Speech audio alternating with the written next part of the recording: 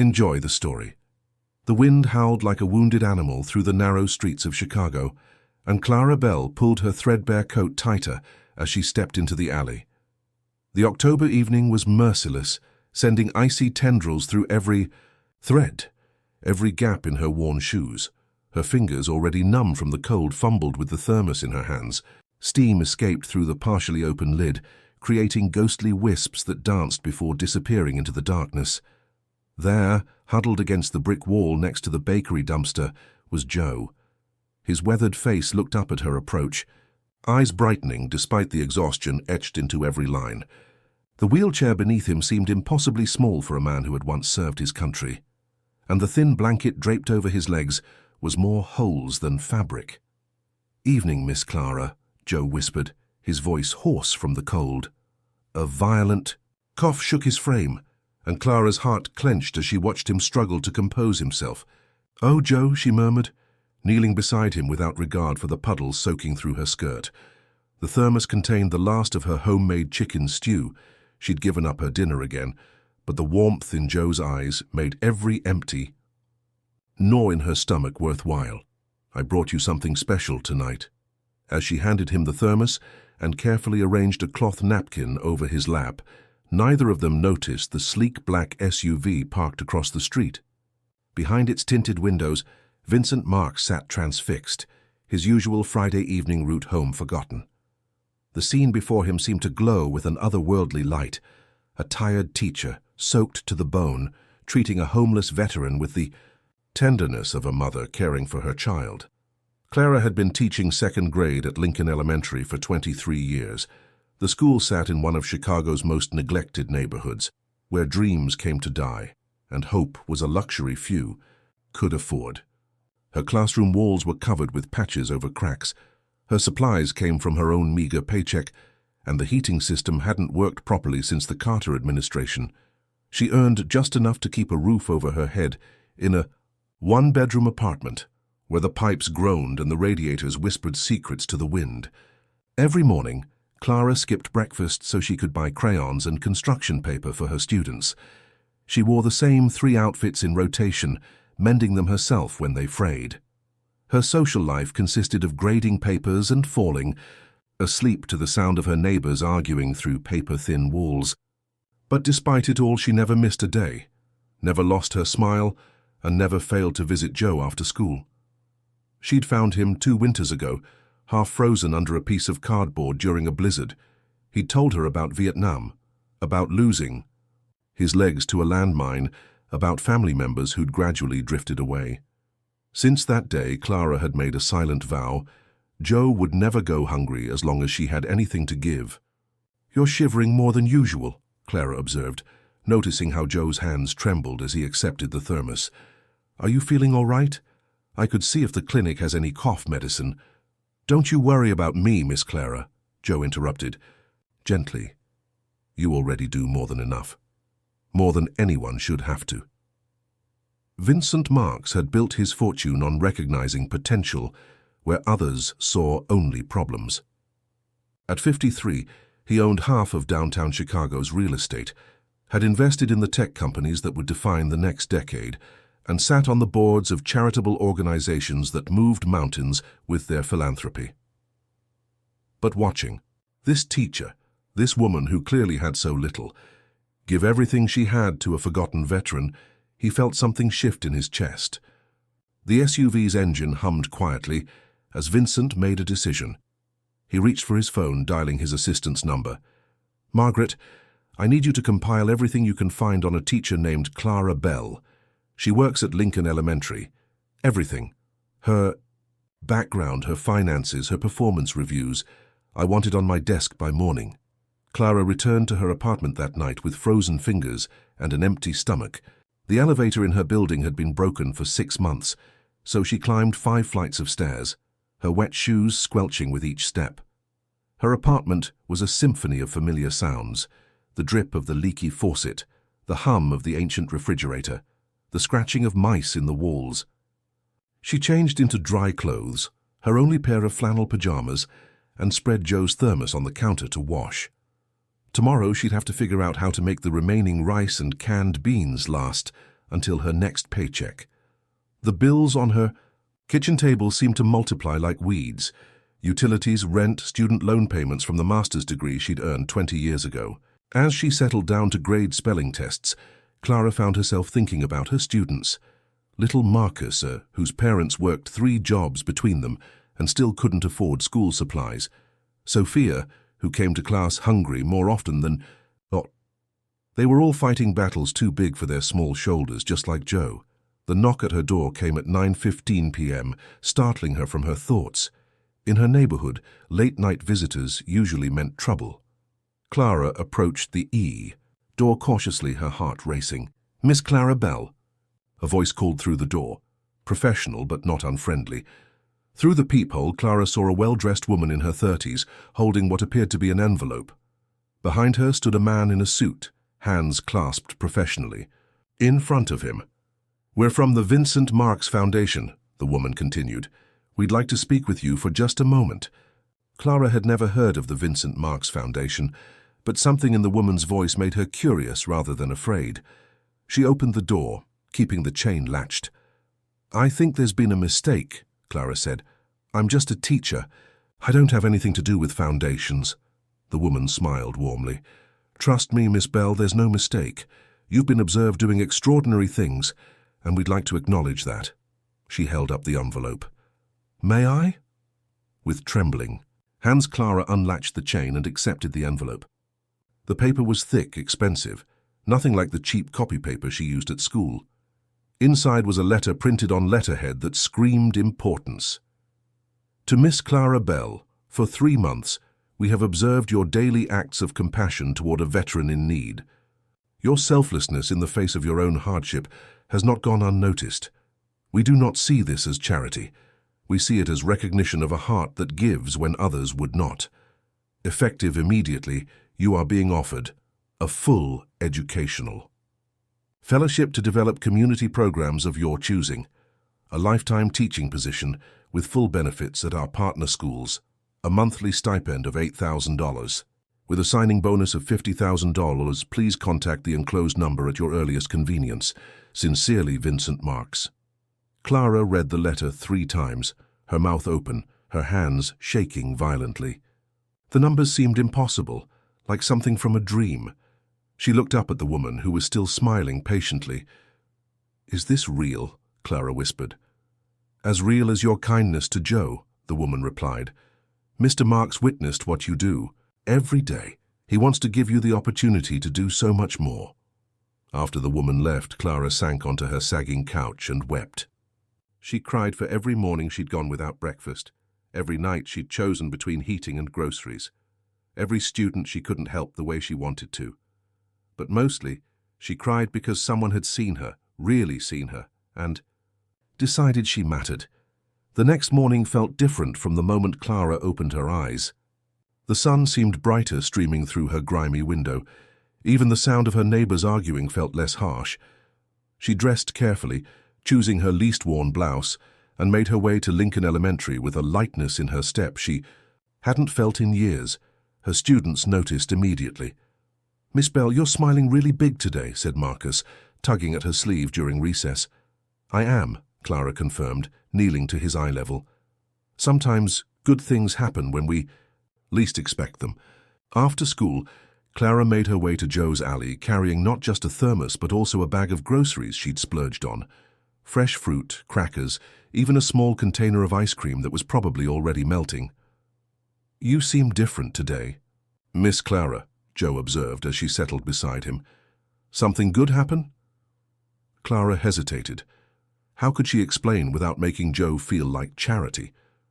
"Someone noticed me," she said, finally. "Someone saw Dean what I try to do, and they want to help me do more." Jo's eyes crinkled with understanding. "About time," he said gruffly. "Been telling anyone who'd listen that you're an angel. Maybe somebody finally believed it."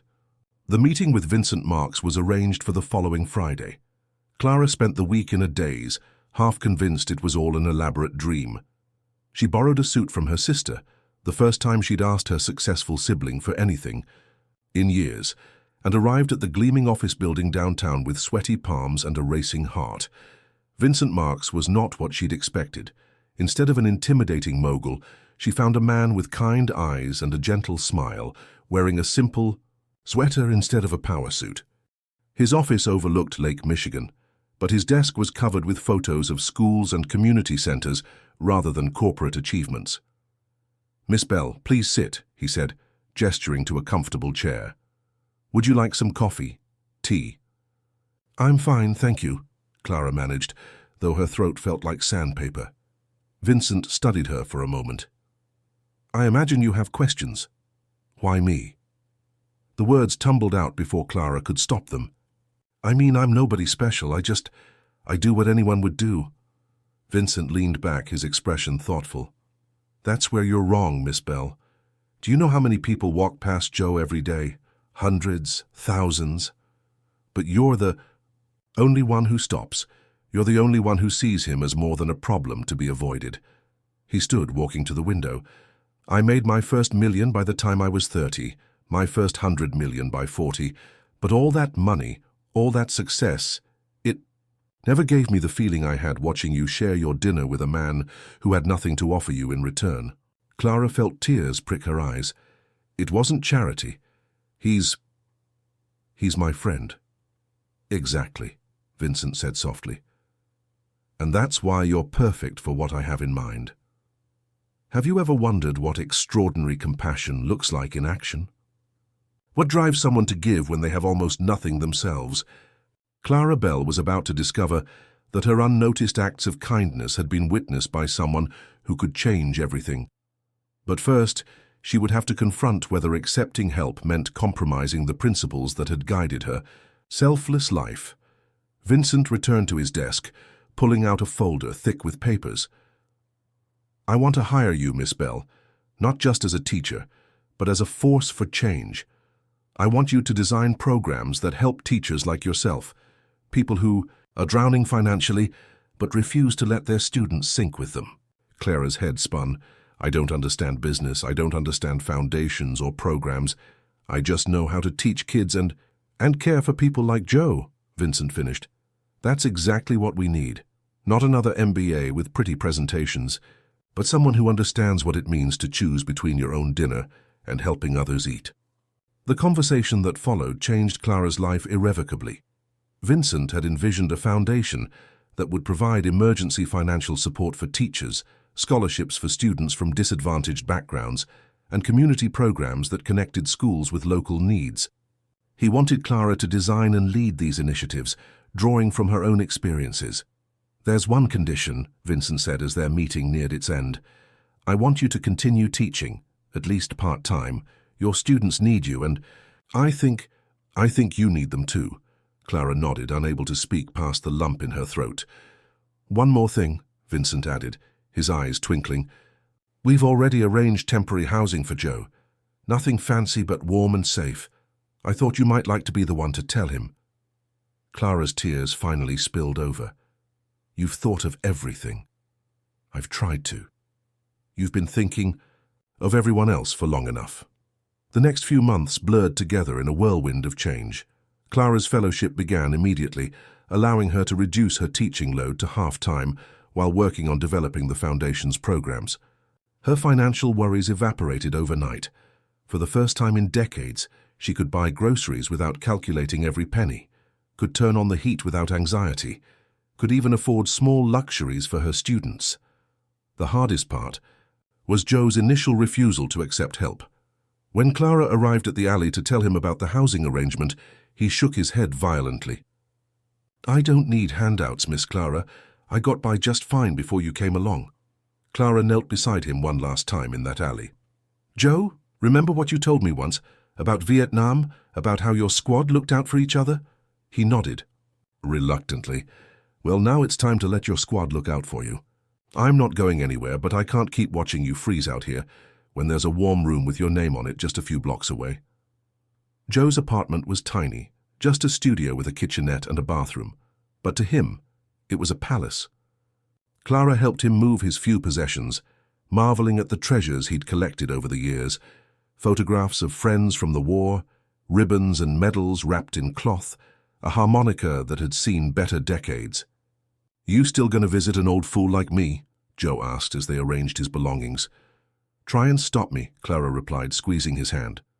"Have you ever witnessed someone transform from giving everything they had to finally receiving the recognition they deserved?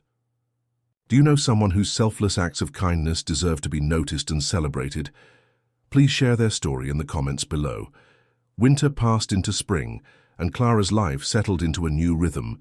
3 days a week she taught her beloved second graders, filling the classroom with laughter and learning. The other days were spent at the foundation, interviewing teachers, designing support programs, and working with Vincent's team to maximize their impact. She moved to a larger apartment, still modest, but with working heat and windows that actually sealed against the wind. The best part was having enough space for Joe to visit, which he did every Sunday for dinner. Their friendship deepened as they shared stories, watched old movies, and planned small adventures around the city. Clara also began connecting with other foundation teachers, finding a community she'd never known existed. Maria from the South Side shared her struggles with providing supplies for an overcrowded classroom. David from the suburbs talked about the pressure of teaching gifted students while battling budget cuts that eliminated art and music programs. Together, they began developing support networks and resource-sharing systems that would help teachers across the district. Vincent remained involved but never intrusive. He met with Clara monthly, always listening more than talking, always asking, "What do you need?" rather than dictating direction. During one such meeting, he shared something that surprised her. "Growing up, I had a teacher like you," he said, looking out at the city skyline. "Mrs. Patterson. She saw potential in a kid from a broken home and made sure I had books to read, made sure I ate lunch every day. When I track my success, it doesn't start with my first business deal. It starts with her." Clara understood then why this mattered so much to him. They weren't just helping teachers and students. They were multiplying the impact of those rare individuals who changed lives through simple acts of caring. The Foundation's first major initiative launched in the fall. The Classroom Angels program provided immediate financial assistance to teachers facing crises, medical bills, car repairs, family emergencies. Within the first month, they'd helped 30 teachers stay on their feet, preventing them from having to choose between their own survival and their students' needs. Clara also spearheaded a community connection program, pairing classrooms with local businesses and volunteers. Her own classroom was adopted by a nearby architecture firm whose employees came in weekly to help with math and science, bringing real-world applications to abstract concepts. But perhaps the most meaningful development was Joe's new role.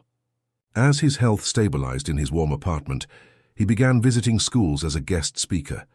His stories of service, loss, and resilience captivated students who had never met a veteran. Children who struggled with reading found patience with Joe, who reminded them that learning was a lifelong journey.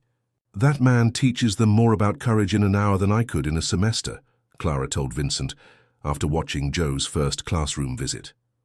"Maybe because he learned it from watching you," Vincent replied. A year after that first knock, on her door, Clara stood in the renovated community center that now housed the Foundation's headquarters. The space buzzed with activity, teachers working on curriculum development, students receiving tutoring, families accessing resources.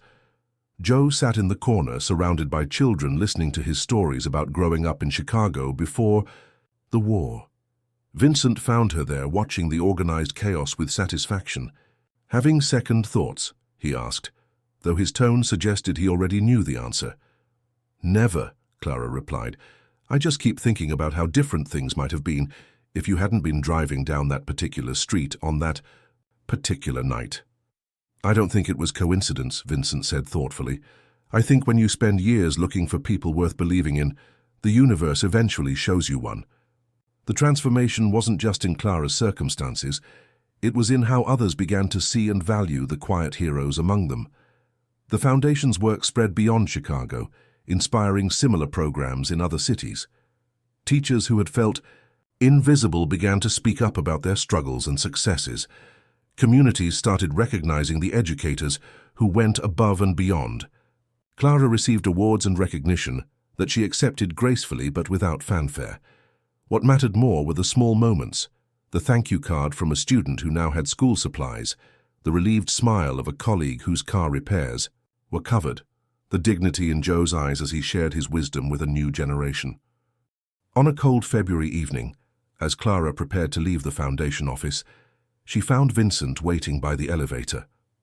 "I wanted you to know," he said as they descended, "that the board approved your proposal for the scholarship program. Full funding for 100 students this year with plans to expand." Clara nodded, pleased but not surprised. The foundation had grown beyond what any of them had imagined possible. "There's something else," Vincent continued. "The governor wants to meet with you. There's talk of replicating our model statewide." Clara felt a flutter of anxiety. That's amazing. And terrifying." Vincent smiled. "You know what's not terrifying? The fact that somewhere in this city, there's probably a teacher making sacrifices right now to help a student or a stranger, and now there's a system in place to catch them when they fall." As Clara walked to her car, she made a detour past the old bakery alley. A new teacher, one of their program graduates, was there with a family that had been struggling with homelessness. The scene was familiar, one person's compassion meeting another's need, but now it was supported by a network of care rather than left to chance and individual heroism. Her phone buzzed with a text from Joe. "Dinner Sunday? I'm making my famous chili." Clara smiled, typing back, "Wouldn't miss it, I'll bring dessert." Some stories have clean endings, with all loose threads neatly tied. But the best stories, the ones that matter, continue beyond the final page. Clara Bell's story was one of those. Every day brought new challenges, new opportunities to help, new connections to forge. The foundation continued to grow, touching thousands of lives. Clara moved into a larger role, traveling to speak at conferences and inspire other communities. But she never forgot her roots, never lost the humility that had first caught Vincent's attention. Joe lived to see his 90th birthday, surrounded by the children whose lives he'd touched and the woman who'd first seen past his circumstances to the man beneath. At his celebration, he stood with the help of a walker and raised a toast. "Two angels who come in everyday clothes," he said, his eyes meeting Clara's, "and to recognizing them before it's too late." Vincent, now in his 60s, had found a purpose beyond profit. His various businesses continued to thrive, but his heart belonged to the foundation. He often said that Clara had taught him the difference between success and significance. And Clara? She never stopped being surprised by the ripple effects of simple kindness. She watched former students become teachers themselves, carrying forward the lessons of compassion. She saw fellow educators find hope when they'd almost given up. But perhaps most importantly, she finally understood what Vincent had tried to tell her that first day. Acts of love don't require grand stages or perfect circumstances. They just require someone willing to notice the need in front of them and respond with whatever they have to give. On quiet mornings, before the foundation office filled with activity, Clara would sometimes stand at the window overlooking the street where she'd first been seen. She'd watch the flow of people, knowing that among them were countless unnoticed heroes, teachers spending their own money on supplies, neighbors checking on the elderly, strangers offering small kindnesses. That could change everything. The recognition had changed her life, yes, but the recognition had never been the point. The point was the love, given freely, received gratefully, and multiplied infinitely through every life it touched. In the end, Clara Bell learned that being seen isn't about being special. It's about seeing others clearly enough to recognize the extraordinary in the ordinary, the sacred in the mundane, the divine in the daily choice to care. And sometimes, just sometimes, your caring will reach someone who can help you care for many more. Congratulations, type 7 in the comments, so I know you stayed with me until the end. Like the video and subscribe to the channel, but only if you truly enjoy what I do here. See you.